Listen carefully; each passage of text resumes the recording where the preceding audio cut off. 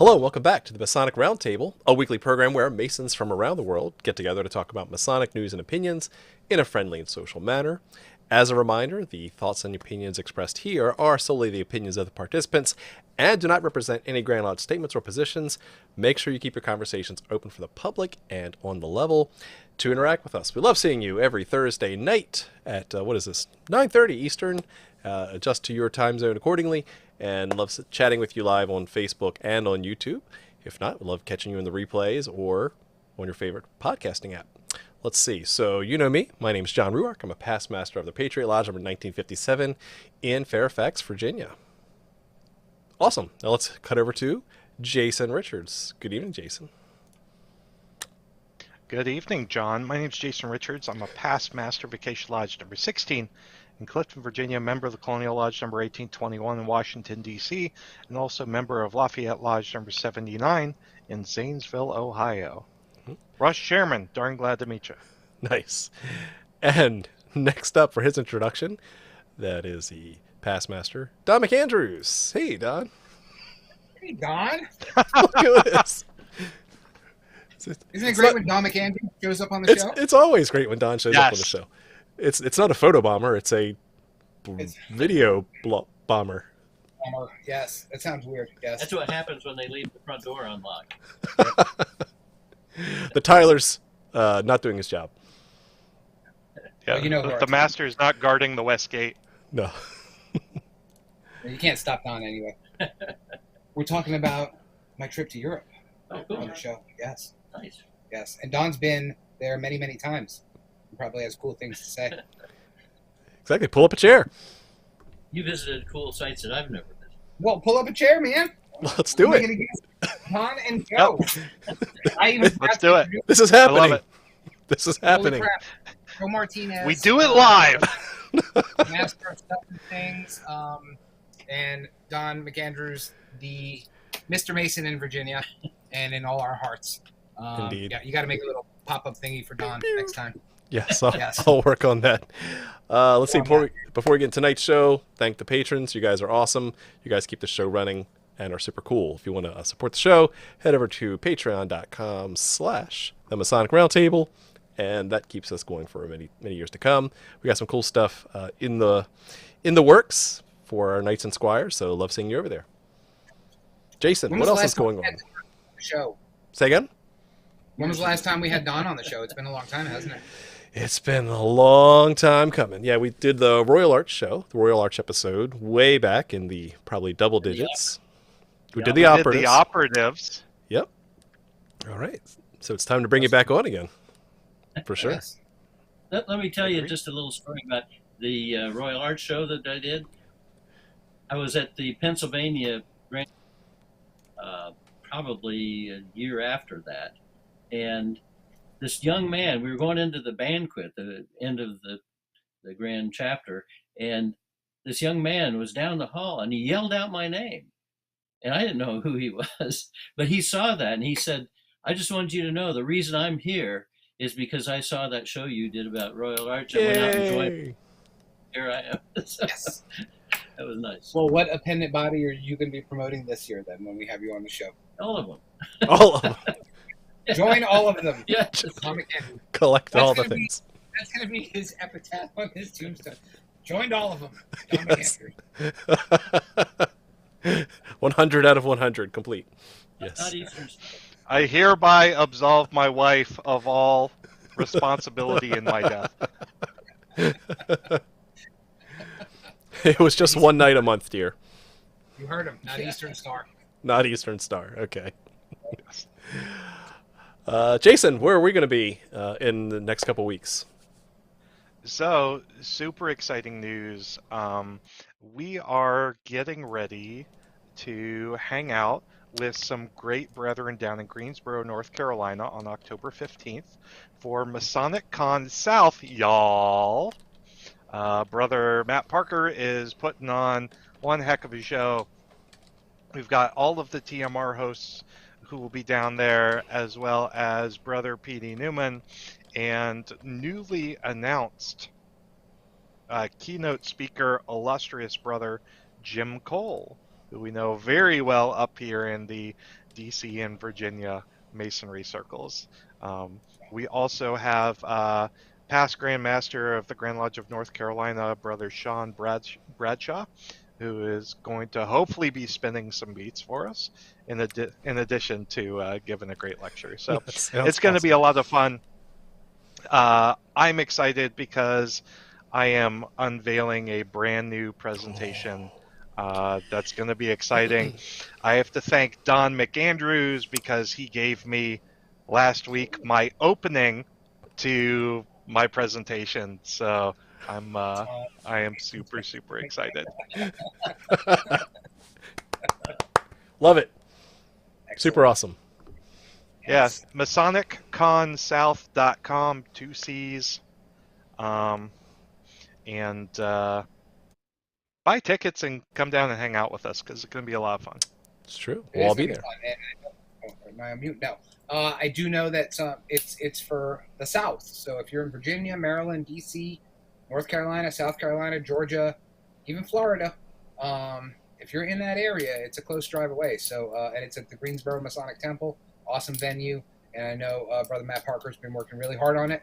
And he's got Jim Cole as a keynote. He's amazing. He could talk about toothpaste, and it's riveting. Yes, he could. Yes, so definitely check it out. Awesome. Well, super cool. Let's see. Let's get into tonight's topic. Now, if you enjoyed TMR Alumni Month, then you have Joe Martinez to thank for it. If you hated TMR Alumni Month, you also have Joe Martinez to thank for that. Because given the schedules, we wanted to make... You had something in your eye, Joe. Just want to make sure you got that out. Yes. Okay. Wanted to let you know that Joe was a traveling man in every sense of the term, going out. And so when one travels as a Mason, what's the first thing we do? No, it's not look for the best hotel rates for our family. It's to find what cool Masonic things we can go dig up when we're out in foreign lands.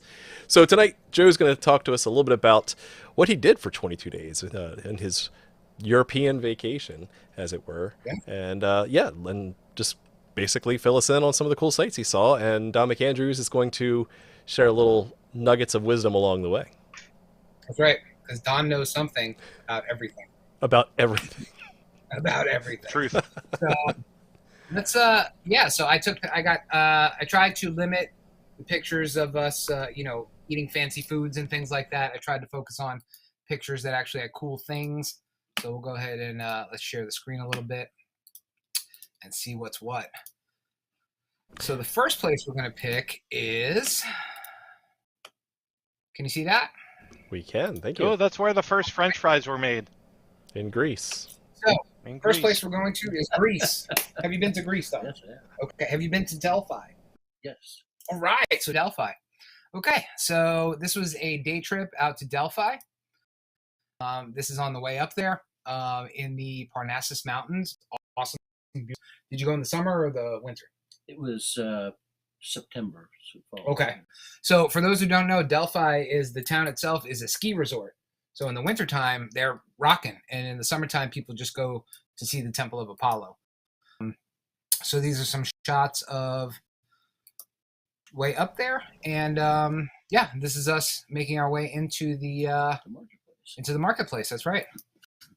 So now the Temple of Apollo is... We'll get there. It's at the top. It's at the top. Okay, good. Oh, how did I zoom? I don't even know how I did that. Google's so weird. You rolled the wheel. Let me find it. Is that Maribel in an all-seeing eye shirt? Heck yeah. She has the coolest shirts ever. I love it. So this is, yes. So for those who don't know, Delphi, the traditional location of the Temple of Apollo, where the Oracle was for at least 1,000 years. She predates Hellenized Greece. She was there before, and the city and had a temple at some point going earlier than 800 BCE. So the temple that was excavated was the third temple that was built. There were previous temples built, and ruins. Temples were built on top of the ruins. So this was the classical Greek temple that was actually excavated, and what you see today in there. Now there was a lot of Roman improvements when Rome came and Romanized everything. And the first place you walk into is the Roman Agora, which, as Don said, is the marketplace. So when you're at a temple and you're giving offerings, you need a place to purchase these offerings. So the Roman Agora was that place. This is another view of the Agora. It's down at the bottommost part of the temple complex. And if I didn't mention it before, the temple of Apollo Oracle was housed, the Pythia. And we'll talk about some of the cool things that the Pythia may have been into when she was there and how she may have gotten these visions. But again, to go and make an offering at the different temples, you needed to buy things, whether it was a bird or other types of offerings. So they had those there at the Roman Agora. Hey, Joe, you know I love you, but Yeah. your jewelry is coming through loud and clear. You mean on my fingers right now? Yep. Okay, I will not move my hands anymore. Alrighty. This As is you me are having, as you are gesticulating, Yeah. as How you can are you known to talk do. without your hands? I have to talk with my hands. I know. You would mumble.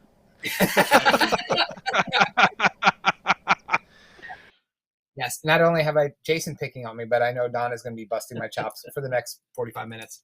So, yeah, You're this such is an a dumb easy target. contemplating. This is us walking up the processional way. Our tour guide there, absolutely awesome tour guide. He knew lots of cool stuff about Delphi. I gave him rave reviews. So as you start to walk up past the Agora, you start to get to the individual temples. There were temples there before you get up to the Temple of Apollo. And there's tons of Greek writing on some of these. Are all ancient Greek. And after you leave the Agora, you start to make your way up the Sacred Way. So it's the entrance complex, making your way through different temples and treasuries, because a lot of the Greek city-states had treasuries there where they would keep their money, very close to the Temple of Apollo, and where they could use to fund things that were going on, in the temple complex. So there were different buildings that were set up as monuments to different people. There was in Argos. If you watched those really terrible Clash of the Titans movies, you would have heard his name there. Both the 80s one. What's that guy's name in the 80s one? Was it Harry Hamlin? Is that him? The guy in the 1980s? Clash of the Titans, that really bad movie that's on Sunday mornings. Yes, him there. There's more Greek graffiti. So there were different treasuries. Most of the treasuries, these are the treasuries of the Boeotians, most of them are in this sort of state of disrepair. There was one that was actually built, and I have a picture of that somewhere. That is the the treasury of the Athenians. So the treasury of the city of Athens was actually stored. So a lot of this stuff is restoration work. It's not the original work, but keep their money. Here's our tour guide, phenomenal guy. And that is the treasury of the Athenians. So they were there. They would keep plunder there. Gold and riches would remain there. So Delphi was, I don't know if they explained it to you when you were there, but it was basically the center of the Greek world, of the ancient Greek world at the time, so much so that it had the belly button of the world, right?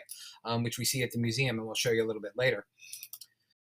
Here's another picture of the temple, and this is our way up the Sacred Way. This is about halfway up the Sacred Way, and here we are. Here's our first shot of the actual ruins of the Temple of Apollo. Wow, that's pretty cool. And here are some better pictures of it. So this is all that remains of the Temple of Apollo. So this is where the oracle actually resided. This is where she made her, where she was asked questions and given answers. This is where kings and queens and rulers would come and visit her and ask for advice and counsel on things. So this is the entirety of the temple. All that remains is those few pillars and that floor area right there. Everything else was destroyed. This is the serpent pillar. So for those and that's me and my wife. For those who don't know, the town of Delphi had an original name. Its original name was Pytha, and that was named after the god Apollo, who defeated the Python, which was this large, ginormous snake monster. Legend has it that when Apollo defeated him, he threw him in a chasm, and this chasm, what the Temple of Apollo was built on top of. So his, what do you call it? His I guess, or his decomposing body left these vapors that come up, and that's what the oracle would Get high on. will get high on. Yeah, essentially. Wow. And that's where she would, have her visions and have her, provide her messages and things like that. But it turns out that there actually is chasms and cracks at the top of Mount Parnassus where there could be some gaseous odors and things that arise that have hallucinogenic properties. So probably wasn't a big monster snake. Probably was just hallucinogens and things that would kill you. That she inhaled, but it's a cool story nevertheless. Also of note, Parnassus is the site of the Greco catastrophic flood story with Deucalion, and that is where he and his wife Pyrrha come to rest after the flood, when Prometheus warns them that Zeus is going to send a flood to wipe out the entire world. Right on. So again, restored. This is not original stuff. You can kind of tell where the restoration was placed. That is one of the navels of the world. So again, the Greeks thought that Delphi was the center of their world. So it had the world's belly button there. There's a prettier one in the Delphi Museum, which we'll look at in a bit. And here's a museum of Delphi. Joe, take your left hand, put it under your butt. He'll mumble. No. All right. I will. Or take your rings off. I will de-jewel. Yes. Mittens. Righty. Sorry about that. Yeah. Switch to mittens. Yes. So the Museum of Delphi has a lot of archaeological finds that were to keep out in the wild. So they built a museum around it, and it's the bottom of the start of the Sacred Way.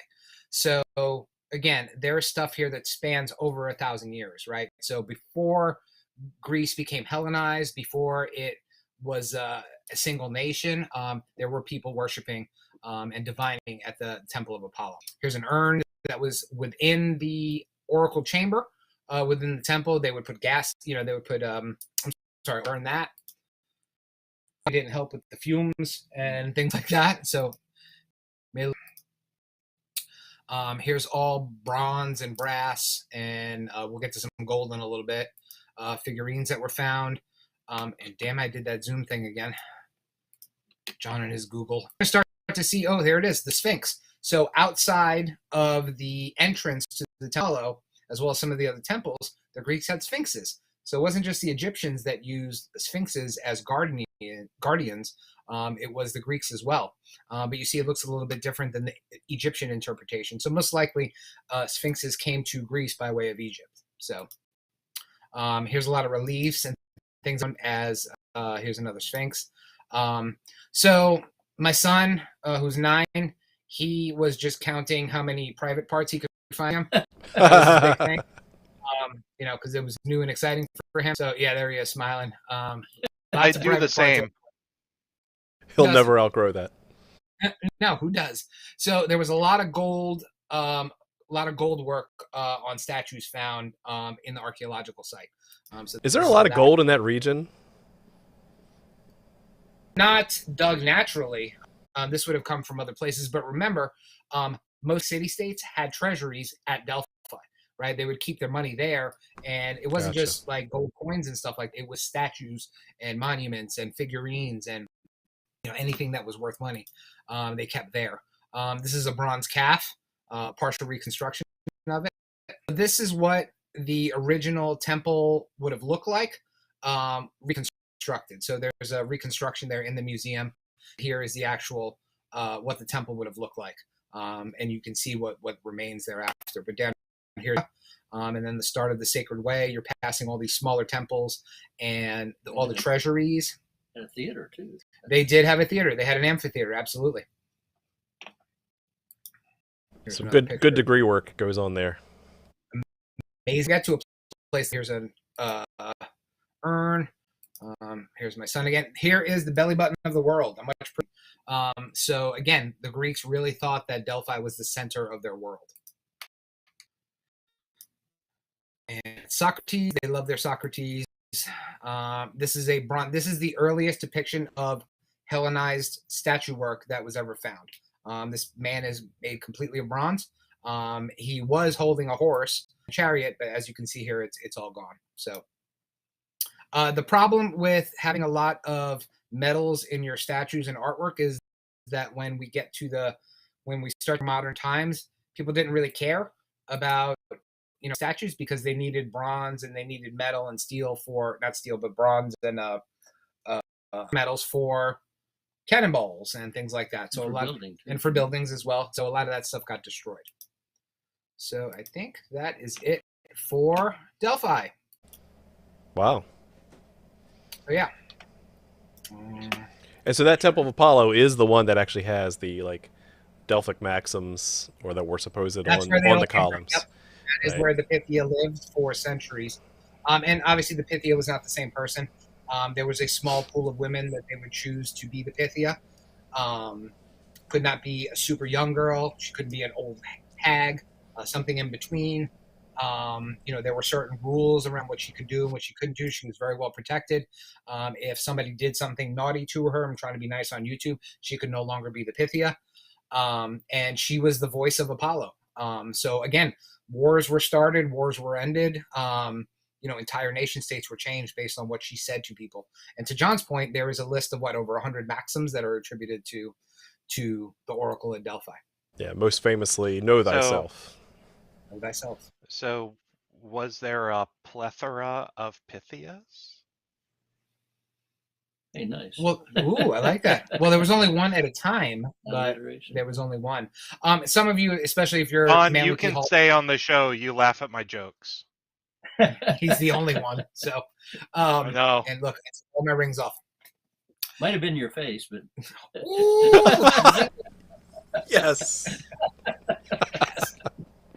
Let's move on. All right. So the other cool place we saw in Greece, which will go a little bit quicker, even though I'm a huge fan of it, is where is it? Now, while you're bringing that up, how's the application of your Greek studies? Because you've been in the background. Super awesome. Yeah. I mean, having learned biblical Greek. Super helpful there. And, the language was the same. And yeah, absolutely helpful understanding terms and concepts and things that they had there, which we'll see when we go through the site of Eleusis. Now, Don, have you been to Eleusis? No. Okay. So Eleusis is my favorite place that I saw on this entire trip. For those who are super ancient mysteries nerds like me, this was the home of the mysteries for a millennium. And we have done an episode on the Eleusinian mysteries. Yep, the Eleusinian mysteries, absolutely. And so the archaeological site is not it's not one of those popular sites like Delphi or Athens and things like that. Like, you actually can't buy a tour on the commercial website. You have to reach out to the university, and then they give you a tour guide / archaeologist, which we had. So we basically had a private tour of this entire archaeological site, just the 5 of us. That's awesome. Oh my God, it was an amazing day. We spent the whole day there, basically all to ourselves. There were a couple of archaeologists working and digging out stuff, but other than that, it was completely barren. For those who are ever interested in traveling, in 2024, they're going to make Eleusis the ancient capital of the world. They're going to have big festivals and stuff like that, and I guess to boost some of the economy in that area. So it's really weird. Right around Eleusis is things like oil refineries. It's a very industrial area, and then you have this tiny little archaeological site where some of the most amazing artifacts have ever been recovered. So this is the entrance to the archaeological site, and we'll get to some of the cool stuff in the back in a minute. This was our tour guide. It was Victoria. She was absolutely awesome. She was an archaeologist and a tour guide. And everybody there in Greece has 2 jobs. They're a tour guide plus a doctor or a dentist or a archaeologist or something. Nobody has 1 job. So phenomenal. This is the entranceway where they had an agora or a marketplace, things like that. We'll talk about that cave in a minute. These are some of the ruins that they recovered. They laid them all out on the entranceway because it's open plain there. Oh my God in heaven. There we go. These are all artifacts that were recovered there on site, and I'm doing it again. Again, Eleusis is really, it's not that super hot ticket item because it's not well marketed, and it's kind of off the beaten path, right? It's an hour away from Athens, so you have to take a bus out to get there. It's not contiguous with all the other stuff and all the big archaeological digs and the Acropolis and things like that. So it's a little ways away. But again, being on there, you can see how much fun my son was having right there. Yeah. So here's the Kelly Coron well, which provided water for this entire area. The sea, I think they said about 10 kilometers away, so about 7 miles away, but you could walk there pretty quickly.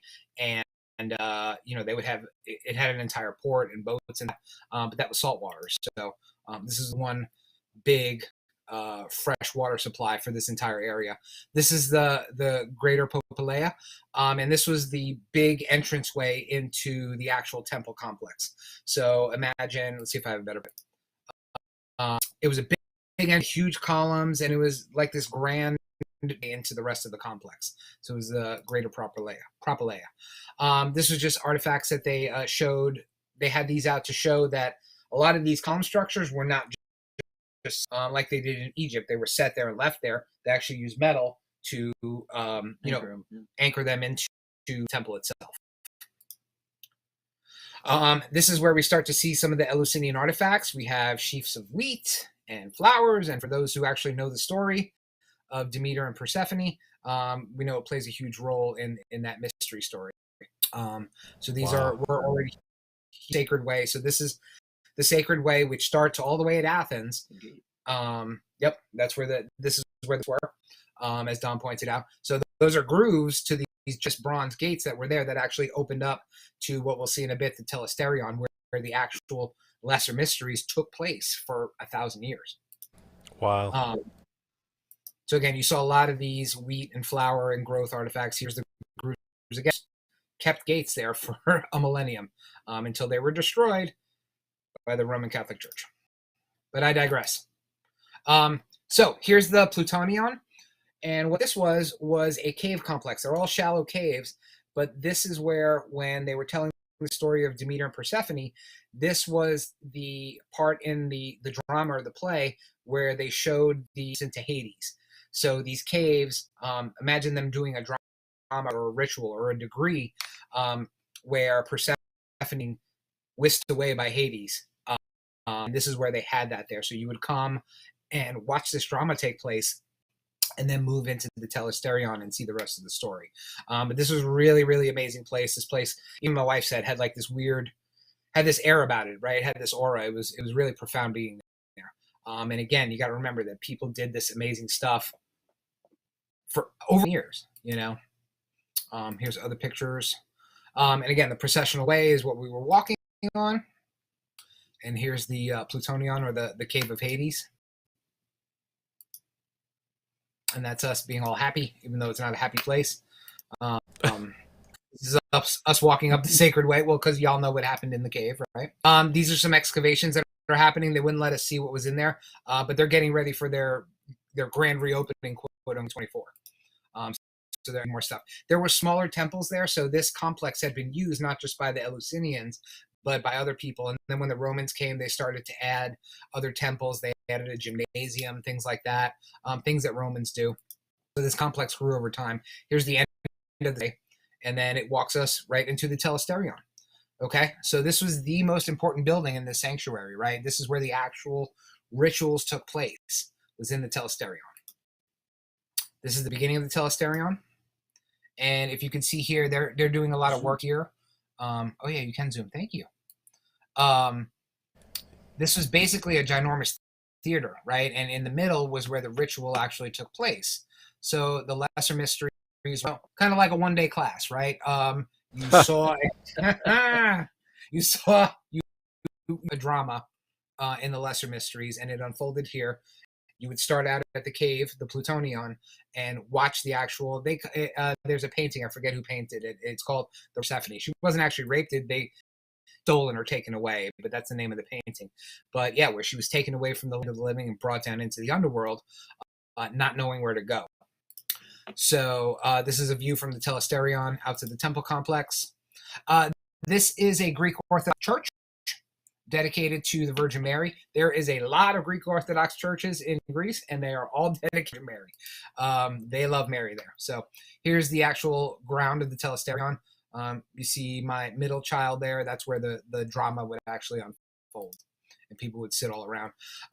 They had a council house. This is where the council of the city of Eleusis would meet and decide things and plan their festivals and things like that. But again, it's all here is a huge now that's a tree. That's not a bush. So that goes down to about 30 feet. That's the top of it. And that's where they would keep agriculture, and they would keep seeds and grains. It was basically a big storehouse for the thousands and thousands of people that they had during those 2 times of the year when the festivals would happen. This is us walking away from the telesterion. This is my son looking at Lego blocks, right? Huge Greek Lego blocks, and being completely amazed. This is us leaving the Sacred Way. And here's modern Eleusis right here. So this entire archaeological site, there's just this tiny little fence that keeps things out. And that's probably to get lunch. And that's one. I'm going to figure Google Photos out by the end of the day. That's us walking and being amazing. And that is the end of Eleusis, I think. Yeah. So, Eleusis, like I said, my favoriteest place in all of Greece.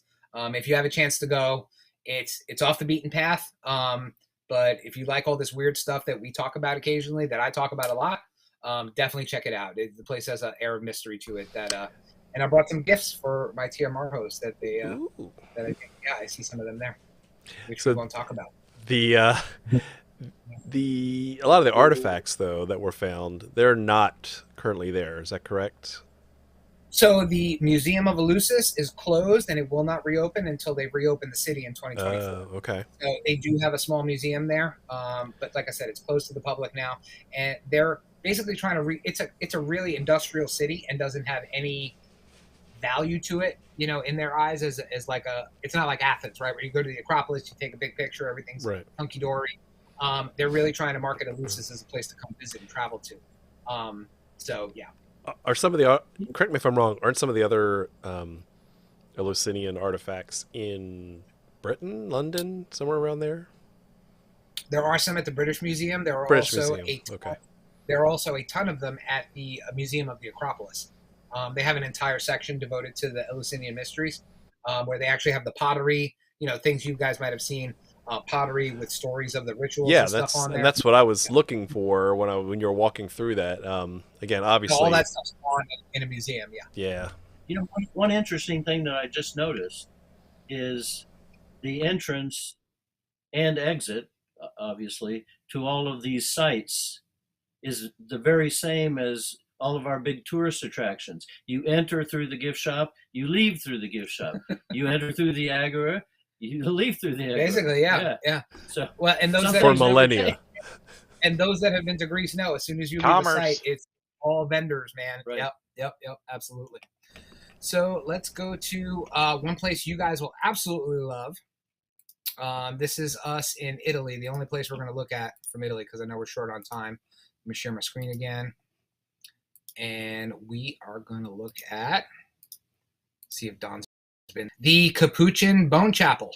Not been there. Yes. Okay.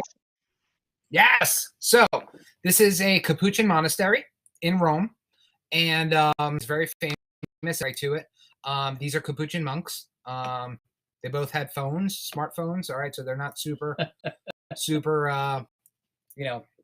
devoid of technology. So let me preface this with pictures out in the museum or in the Bone Chapel. Let's move on. So for those that these don't exist. These do not exist. So for those that read the Da Vinci Code or seen the movie, do you guys remember? You've seen the movie, right? You remember the monk dude, the albino monk, who would self-flagellate himself? Right. Okay, so these right here are examples of the Capuchin monks. Flagellate, not flatulate.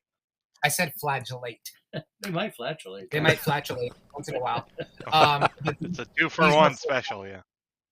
These were flagella that they actually had at the museum, where the monks would practice self-flagellation, to again mimic the wounds of Christ. So they had them there. I thought that was kind of neat. For us skull lovers, lots of skull symbology here in this Capuchin monastery. Wow. Okay, which you'll see in a bit. This is a Caravaggio, an original Caravaggio. I think that's in France.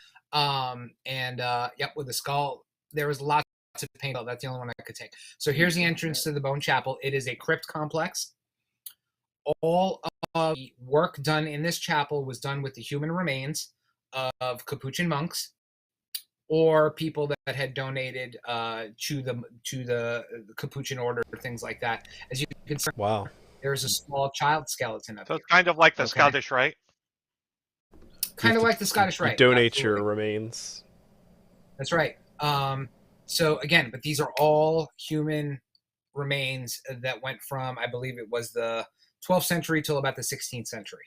It was about 300 or 400 years worth of. They stopped doing it in the mid 1800s. And again, these pictures are terrible. Whoever took them wasn't allowed. He did it, from his pocket and stuff. There were about 5 different annexes in the shop.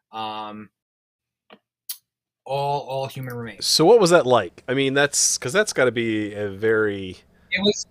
It definitely had to it, man. It was. Yeah. Yeah. I mean, my daughter, she was blown away by it. She's like, "Wow, this is like really profound and stuff." And there was an aura to the place, and like I just remember Maribel in that room. She's like, "There's just something profound and amazing." Sorry, I keep doing that. That's one.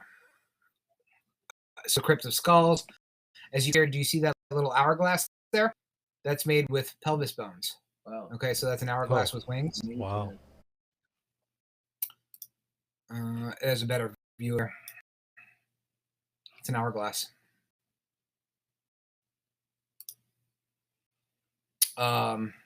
They did have some real full bodies there. You see right here, this is a Capuchin monk in full body. They did do actual burials here, but they stopped burying people in the 19th century here.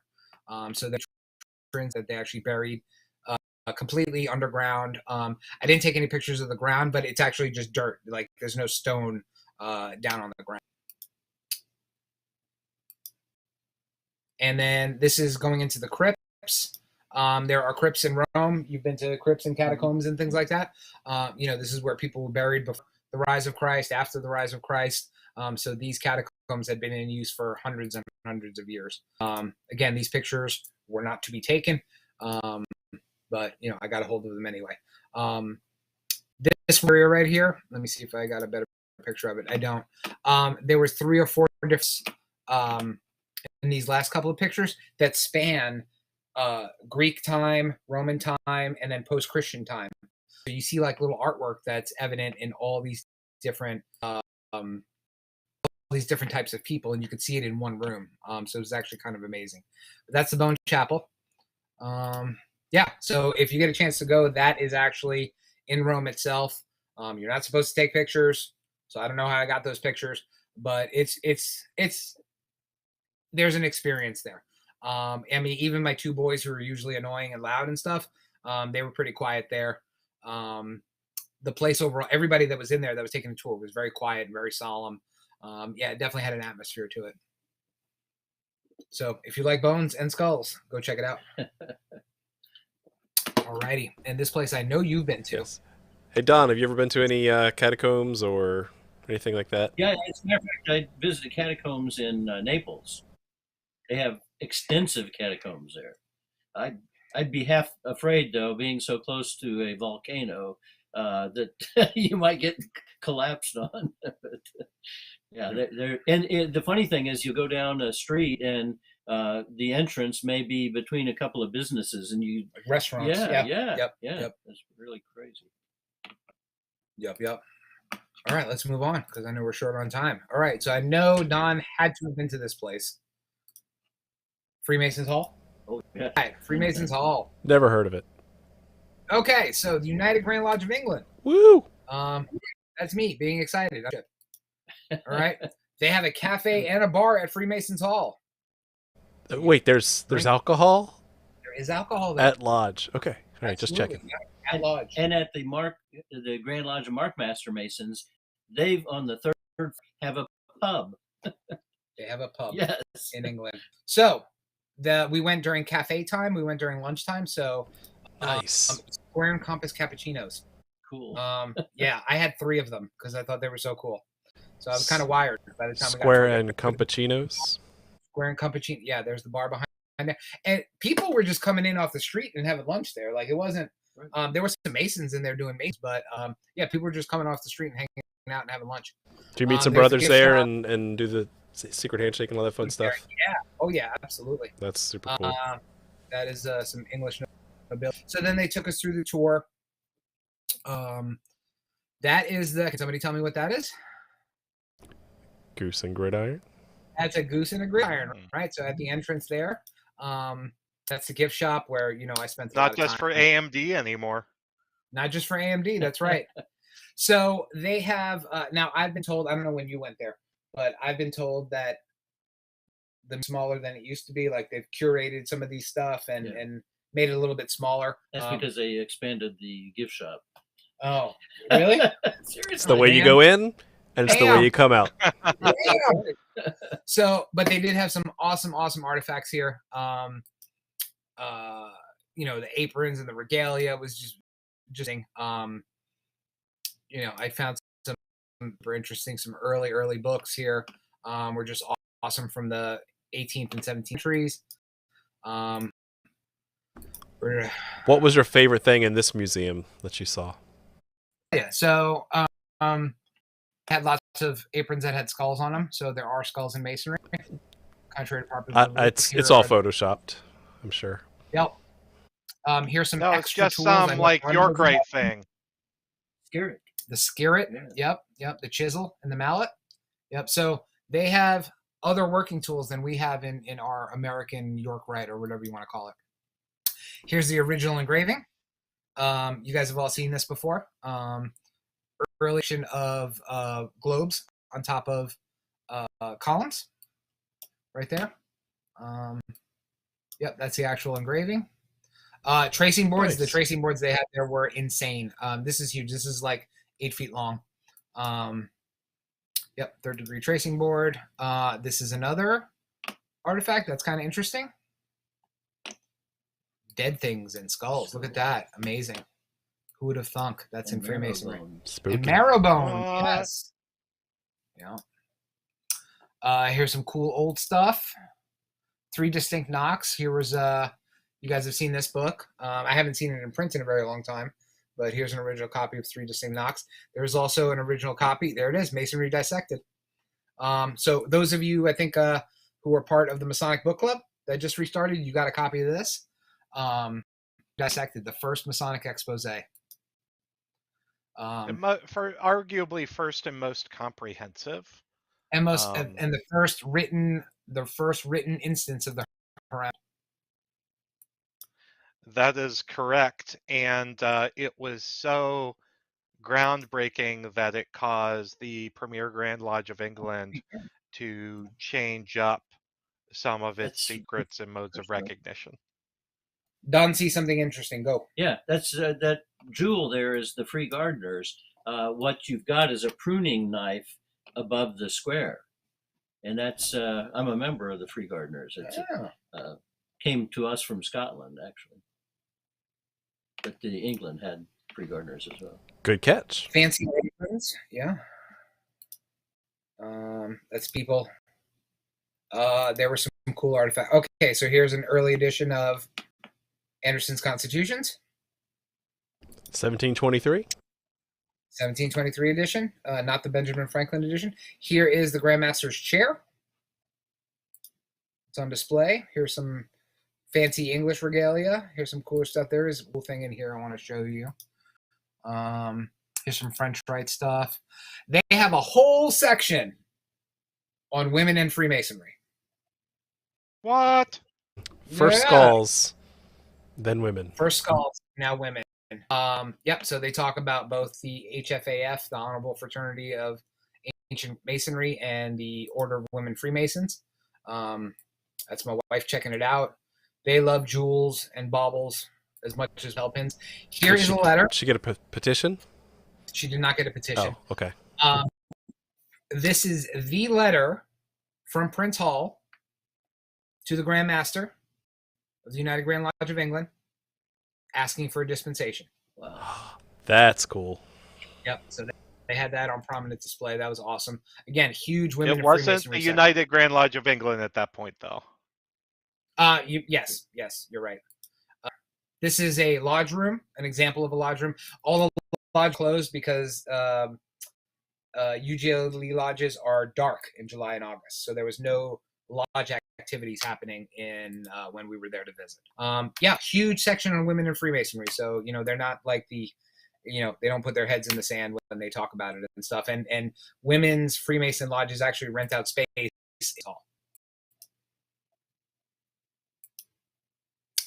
This is some of the stained glass work. There is absolutely amazing. This is a let me go back one. This is a piece that some of the Grand Lodges had built, memorializing World War One. So all the British Freemasons. Again, some of the stained glass work here is, and you see a lot of symbolism and working tools and things like that in the artwork. It's absolutely beautiful. But yeah, that is so that I guess coffin, you could call it, has a scroll that moves, and it has the name of every single British soldier who was killed in war. In World War One. Wow.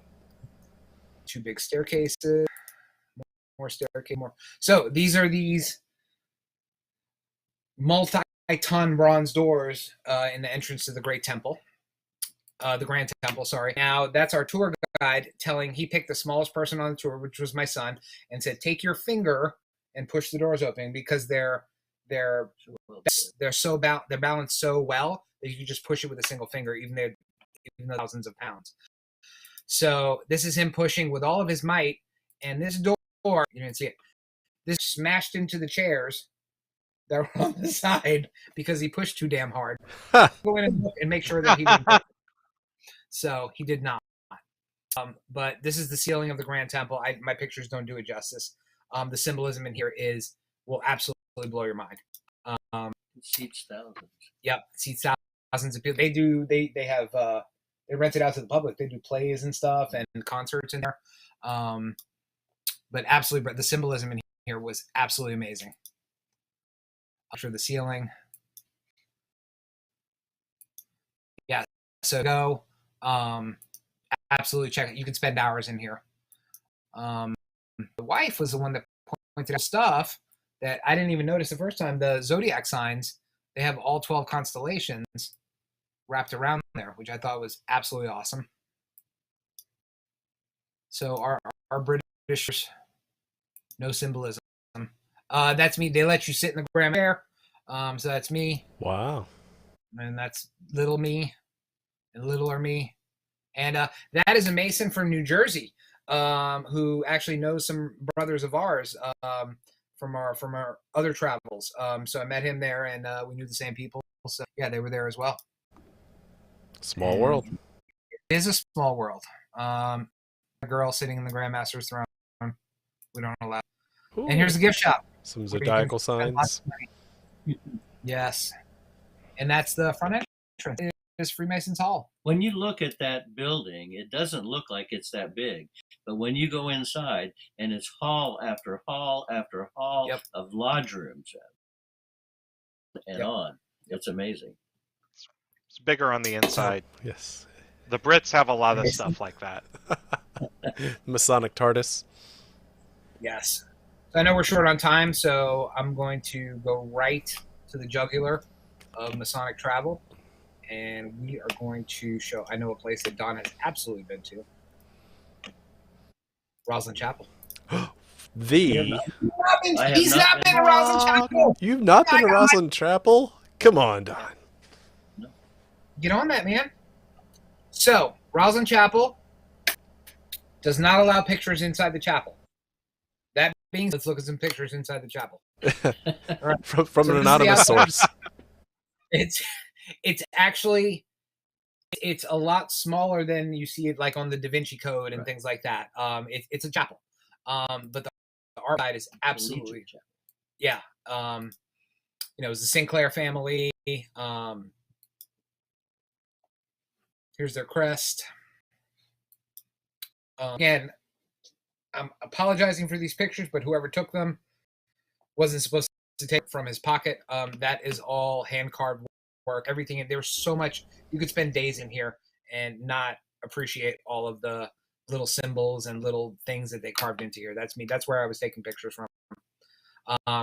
Here is the main part of the chapel.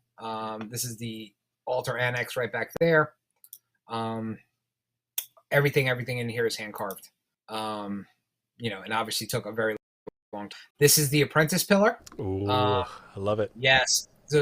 We don't have enough time for the story on the apprentice pillar, but the story that was very similar. If you've gone through the Master Mason's degree, it's damn near identical. The story about the master craftsman and the apprentice and what happened to him as he was carving this pillar. This is sorry for the crappiness of the picture. So this is if you saw the Da Vinci Code, this is where they went downstairs and saw that found all those books. There's nothing down there. There's a small annex. You didn't find a Sangreal? No, the Sangreal is not there. It's a small little annex, but they did have skulls. They have skulls. That was some carvings that they had on display there, but really not much there. And then this is back up. That's the apprentice pillar. We could probably do a show on the symbology in here one day. But just every little single corner had artwork here. We saw the I couldn't take a picture of the maize, the corn, the American corn is up there. I did see it. Rather interesting. Did you see the two guys riding the horse? I did. Yes. Yes. Here's the outside. Some say this is the unfinished wall is a representation of Solomon's temple. I don't know. Well, yeah. This is an awesome picture, and my awesome wife's in it. So that's why we took it. Two sons. Yeah. Really, really, really. Oh, really amazing place. And like I said, they only gave us about 30 minutes in there. But you could spend all day in there. They did allow photos outside. Outside, but once you walked into the chapel, you could not take pictures. Yeah. And they sold Masonic crap. So at the gift shop. And out comes the gift shop. And I think I've picked Jason. Lots of Triskelions. Triskelions everywhere, all over the place. Yeah, you bought yourself a ring, didn't you? I did. And this was just totally a restaurant called The Alchemist. I thought it had the Philosopher's Stone on there. So yeah, if you're in Edinburgh, check out The Alchemist. Yeah, I think that's it. I did go to Stonehenge. I don't think we have time for that though, because I know we got to be winding down. But yeah, Don's never been to Rosslyn Chapel yet. Yeah, true. There's a collegiate church in Galway, Ireland, that was built about the same time as Rosslyn Chapel. Does it have carvings of American corn? No, they don't, and it's not nearly so ornate as that was. Although they do claim that Christopher Columbus, before he came to America, stopped and worshipped there. Oh, look at that! See, that's what I was going to ask too. Don, do you have any, out of all of the things that Joe whizzed through in the last 53 minutes, anything you wanted to add or interject into? Because I'm sure you have some stories to tell. No, but I definitely want to go back to Greece. I think my favorite place was the Acropolis. You go up these stone steps, and there's absolutely nothing to keep you from falling to your death. Yeah, they don't do. They never do that in the U.S. So OSHA doesn't exist over there. They don't understand safety rails. A union or something. They might have some little metal posts with a little wire going, but. So my wife just texted because she's watching, as she does. Big props to Barb. She said there's a bunch of questions on YouTube that I didn't answer. So I wasn't on YouTube. Did you visit Old Jersey? Opposed to New Jersey? No. And so which I'm not seeing a ton of questions. She says they were asking a question about what time frame was Eleusis and why did the Catholics destroy the temples? Yes. Easily answer that. So Eleusis existed from about the early 800s BCE until about the 2nd century. Then there was this big part of time when the church became Romanized, let's call it. I don't want to just say the Catholics, but when it was Romanized, and it started to dip towards becoming the state-sponsored religion, there was basically a purge of all those pagan ideologies, right? Both Roman and Greek and things like that. And many sites in the Greco-Roman world were absolutely destroyed. So Eleusis was burned to the ground. I think it was 170 AD when it was finally destroyed. And it was a couple of years before that where they had their last rites that were ever had. So if you didn't get the Eleusinian mysteries before that time, you were never getting them again. And like I always say, they were better than Masons at keeping secrets because there is no archaeological records of what happened in those greater mysteries. And they did not write it down, and they sure as hell didn't talk about it. Wow. But yeah, so that, yeah, and she's sending me the questions. Yeah, so that's the answer. Cool. Anything else she sent you before we wrap things up? No, thanks for letting me do this. Sorry I had to smash so much into 15 minutes. Oh, yeah. We could spend days on all these things. But yeah, Eleusis, if you are interested in anything having to do with mystery schools or even Freemasonry, you will have an absolute blast at Eleusis. Rosslyn Chapel, if you want to invite Don and take him, he's still looking to go. Maybe we'll Don needs a travel buddy, yes. Don and Rosslyn Chapel, let's go. Let's do it. Yeah, no, let's do it. Hook him up with Patrick Craddock. He's there now. He is there now. Yeah. Yep. He's in England. He is. Yeah. Oh, speaking of England, condolences to Her Royal Highness. You know, the family. Yep. That's it. Alrighty. Joe, what was your... If you had to pick one thing about the whole trip, Eleusis, hands down. Yeah. Yep. Very nice. Very cool. All right. Any last words, Joe, before we wrap things up? No, it was a blast. Like I said, even if you're a Mason or not, travel, go see the world. I mean, you only have one life to live, and it doesn't do any good sitting in a 401k. So just take that money out and go travel. Drain it out. You can't take it with you. I will leave my last word to Don about traveling because he's done it way more than I have. My kids don't need that money, so I'm going to spend it. We are not financial advisors. All recommendations are... Disclaimer on there. Yeah. How about you, Jason? What was your favorite part of Joe's slideshow? Greece, just because I love looking at archaeology, and I think probably Eleusis is my favorite part, just with how steeped in mystery the site still is. And yeah, man, wish I could have been a fly on the wall several thousand years ago when rituals are actually being performed there. Yeah, I agree. One day classes. One day classes were performed there. Yes.